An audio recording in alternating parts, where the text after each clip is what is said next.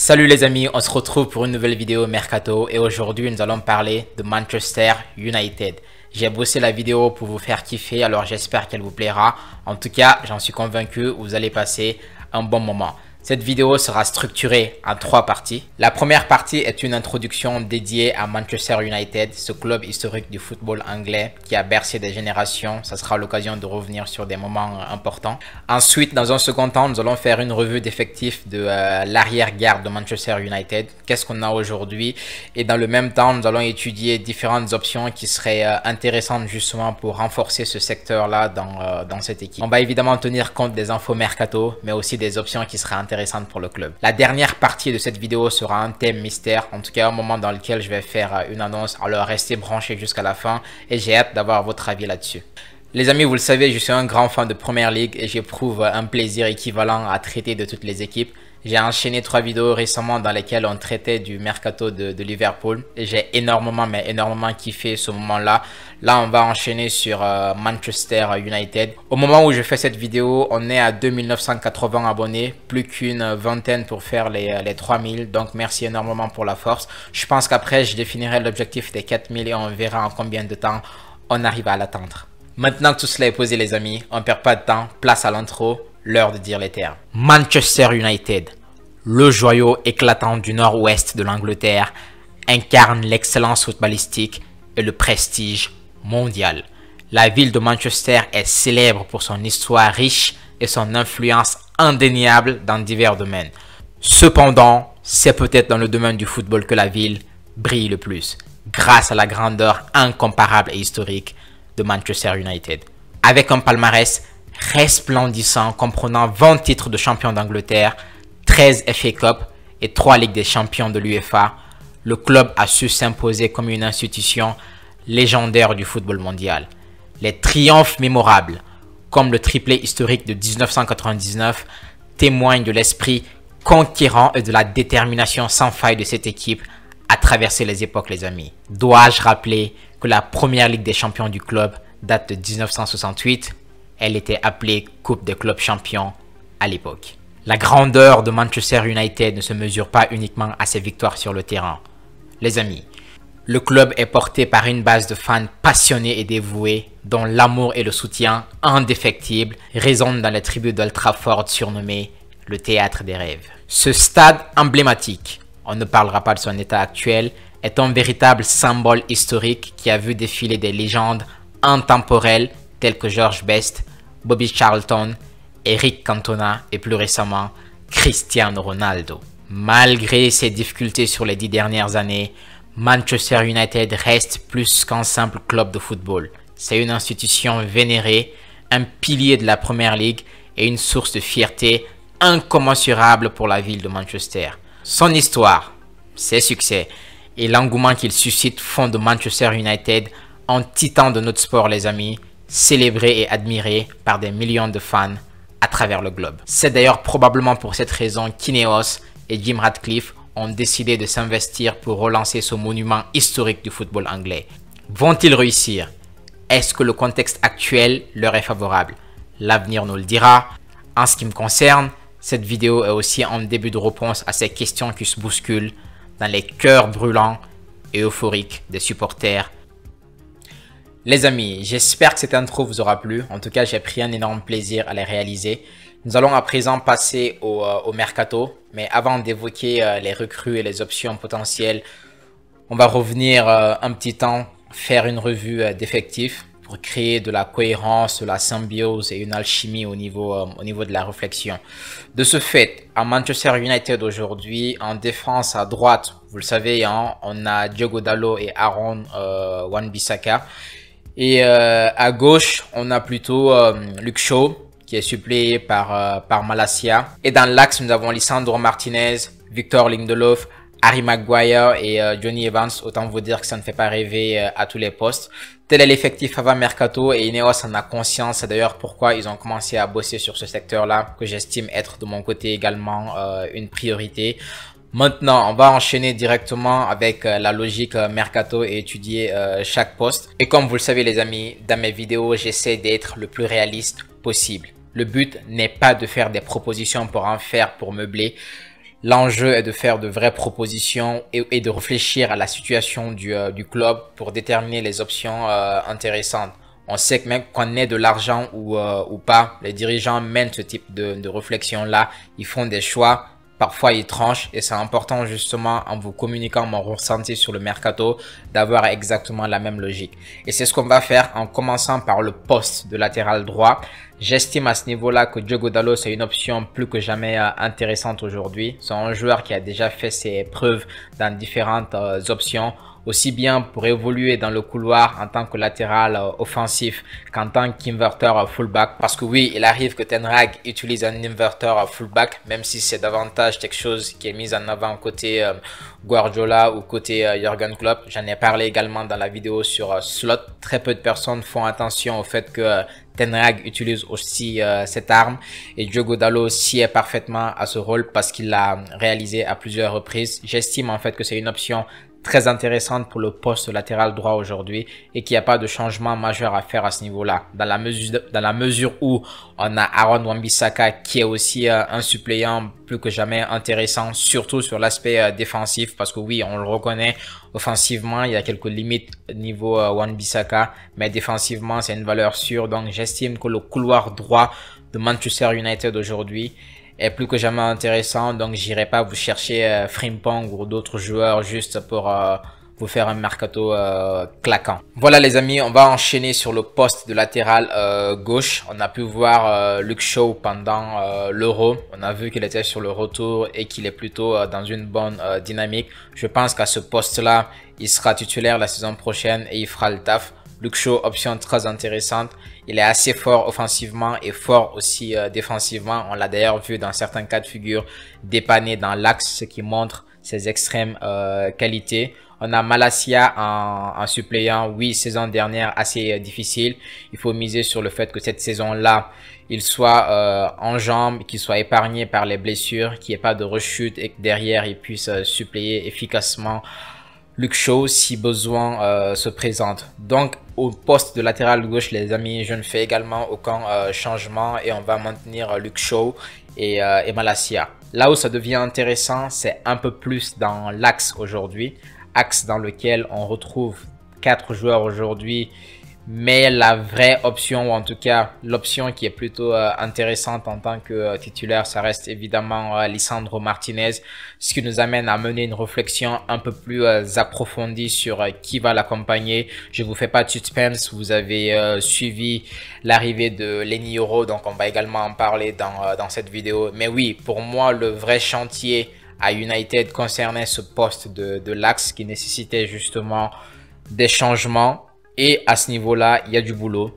Lisandro Martinez part titulaire. Pour moi, il n'y a aucun débat là-dessus. Maintenant, pour l'accompagner, Manchester United a consenti d'énormes efforts pour recruter Leny Yoro. Yoro que certains connaissent en France, en Angleterre un peu moins. Il y a eu beaucoup de discussions. J'ai même lu certaines infos comme quoi il avait discuté avec Rio Ferdinand qui lui avait justement vendu le projet United. Plein de gens commencent déjà à le comparer à Ferdinand. Ça va assez loin les amis. Le joueur a une certaine hype, mais je pense qu'il faut savoir raison garder sur ce sujet-là. Et du coup, dans cette vidéo, je vais revenir sur certains points. Et je pense que la fin de la vidéo vous permettra de faire le lien avec d'autres aspects également les amis. Alors pour ceux qui ne connaissent pas du tout Leny Yoro ou qui ont absolument jamais entendu parler de lui, je pense que c'est assez rare, surtout avec les infos mercato. Mais si vous ne savez pas grand chose, j'avais déjà fait une première vidéo sur le joueur où je revenais sur son parcours historique, les difficultés qu'il a pu connaître à Lille, ses blessures, comment il a gagné la confiance de son coach et comment il a débarqué dans l'équipe première. Je mettrai le lien de la vidéo en description pour ceux que ça intéresse, ou alors allez sur la chaîne, vous retrouverez la vidéo, elle date pas de si longtemps que ça. Maintenant aujourd'hui je vais revenir sur quelques aspects du joueur. Un détail qui n'en est pas un, c'est que c'est un défenseur qui marque des buts. C'est comme une arme défensive qui est capable de s'avérer dangereuse offensivement, c'est toujours quelque chose de bon à prendre. On est également sur un joueur qui a un pourcentage de passes réussies assez intéressant quand on regarde ses stats sur FBref. Et j'ai remarqué que c'est plutôt un joueur qui a aussi tendance à jouer simple, sans trop se compliquer la vie. C'est aussi un joueur intéressant sur les duels au sol. Il fait pas mal de tacles et il est intéressant aussi dans la récupération du ballon. On est plutôt sur un profil dont le jeu penche énormément à droite sur le terrain, ayant Lisandro Martinez qui joue plutôt axe gauche, donc il y a un poste intéressant qui se libère pour lui à droite. Quand on regarde d'ailleurs sa saison entière et sa hitmap, on le perçoit aisément. On est plutôt sur un joueur qui perd aussi très peu le ballon, ce qui est plutôt intéressant, surtout en première ligue où ça presse énormément. Un défenseur qui s'arrange pour ne pas perdre le ballon, les amis, bah c'est plutôt bon à prendre. Maintenant, il faut mettre cela en perspective avec le fait que, je l'ai dit un peu plus tôt, c'est quelqu'un qui a tendance à jouer simple. Donc, on n'est pas non plus sur le joueur hyper audacieux qui va commencer à balancer des ballons par-ci, par-là, de longues transversales, tout ça avec des moves assez audacieux. Il est plutôt, voilà, dans la sécurité, dans la sérénité, dans l'option qui est sûre pour placer de bons ballons. Donc, il s'arrange justement pour pas en perdre énormément. C'est à mettre à son crédit, mais il faut tenir compte aussi du fait qu'il soit assez jeune et donc il a besoin de progresser sur pas mal d'aspects au niveau de son jeu. Franchement les amis, on est plutôt sur un joueur qui est charismatique. Je ressens de la maturité pour son âge et d'ailleurs dans la réflexion il me fait pas mal penser à Jorel Atto de l'Ajax aussi. On est sur des profils assez jeunes mais qui incarnent une certaine confiance et maturité sur le terrain. On est aussi sur un profil avec une marge de progression énorme. Donc quand on les voit, on se dit en fait que voilà, ils n'ont pas encore atteint leur plan potentiel et il y a une marge de manœuvre plutôt intéressante pour aller pousser au bout. Je me rappelle d'ailleurs dans la vidéo que j'avais réalisée, j'avais vu pas mal d'extraits sur lui. Dans un extrait qui m'avait marqué où son coach parlait d'un match qu'il avait très mal démarré en ayant commis une erreur dès le début qui avait mené à un but. La plupart des jeunes joueurs se seraient effondrés à ce moment-là, mais lui pas du tout. Il s'est ressaisi et il a fait un match incroyable juste après cette erreur-là. Et ça montre bien le type de joueur que c'est. On est sur quelqu'un qui se laisse pas abattre, qu'il démarre bien ou un match, ça ne conditionne aucunement la façon dont il va le terminer. Et ça, c'est un mindset à mettre à son crédit et c'est quelque chose que je trouve énorme. Les amis, il y a un lien entre ce moment de la vidéo et la fin, mais je n'en dis pas plus. Restez jusqu'à la fin et vous me direz ce que vous en pensez. Maintenant, quand on refait le point sur cette défense-là, on se dit qu'on a d'un côté Lisandro Martinez et de l'autre côté Leny Yoro, les deux formeront la charnière. Et on se dit également qu'on a Victor Lindelof qui est encore là et qui peut continuer à servir. Maintenant, la question se pose, enfin, au-delà des ventes, là, je laisse la main à Ineos pour décider qui part et qui reste. L'une des options étant de libérer Maguire. Maintenant, on verra ce qui sera fait comme décision à ce niveau. Moi, ce qui m'intéresse davantage, c'est de parler des options supplémentaires. Maintenant que Leny Yoro, c'est OK et qu'on sait que la charnière titulaire, ça sera Lisandro Martinez d'un côté et Leny de l'autre. Une vraie question se pose, c'est celle de savoir est-ce que finalement le taf en défense est fait, il n'y a plus rien à rajouter ou au contraire, il faut avoir une réflexion beaucoup plus large que cela. Et face à cette question, les amis, moi j'ai plutôt une réponse qui est assez claire, c'est que United est dans un projet de reconstruction et United a en tête d'aller chercher beaucoup plus que de simples places qualificatives pour la Champions League. Et le palmarès de Ten Hag parle pour lui. Il est arrivé là en 2 saisons, il a remporté 2 titres. Cet entraîneur, c'est un winner. On a beau le critiquer, on a beau le remettre en question sur pas mal de points. Les gars, ils gagnent des trophées en fait. Et on ne peut pas en dire autant de tout le monde en première ligue. Et ça, il faut franchement le mettre à son crédit. On a vu le match qu'il a gagné en fin de saison contre Guardiola en FA Cup. C'était pas gagné du tout. Il était à 2 doigts de perdre son poste à ce moment précis. Et franchement, le message qu'il a envoyé à ses joueurs, l'image qu'il a donnée en fait, la confiance qu'il a dégagée à ce moment-là, c'était pour moi l'un des moments les plus charismatiques de sa carrière.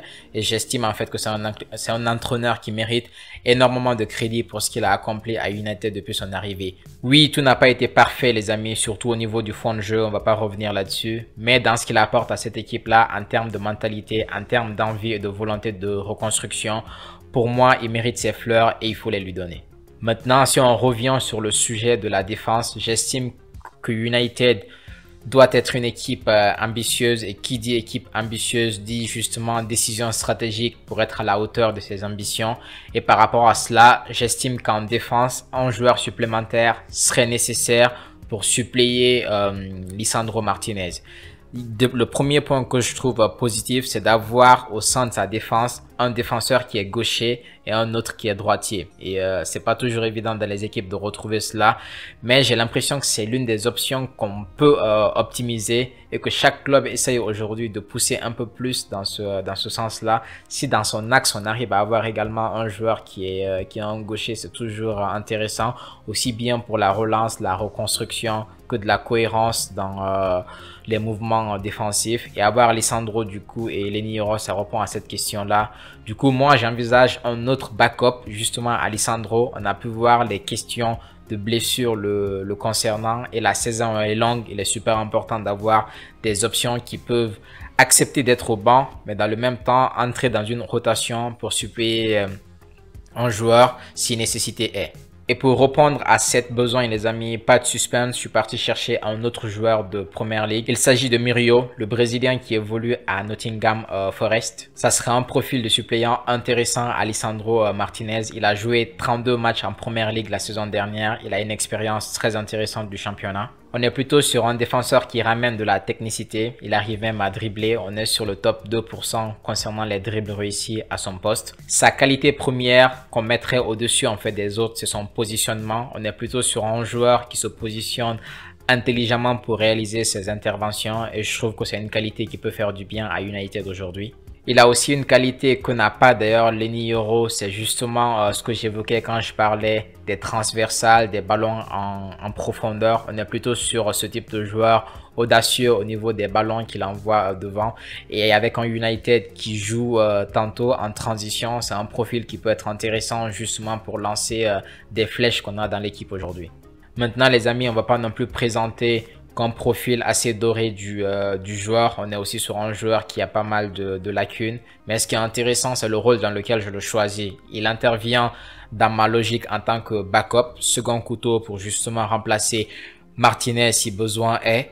Et c'est là où ça devient intéressant parce qu'il a des qualités pour jouer ce rôle-là. Et quand on est dans un club comme United qui a vocation à jouer sur plusieurs tableaux, avoir un tel joueur dans son effectif, les amis, ça ne peut pas faire de mal. Voilà les amis, je pense que en ce qui concerne l'effectif défensif, c'est tel que je vois les choses à United. Dites-moi ce que vous en pensez. On va enchaîner avec l'annonce que j'évoquais tout à l'heure dans cette vidéo qui concerne du coup la troisième partie de celle-là.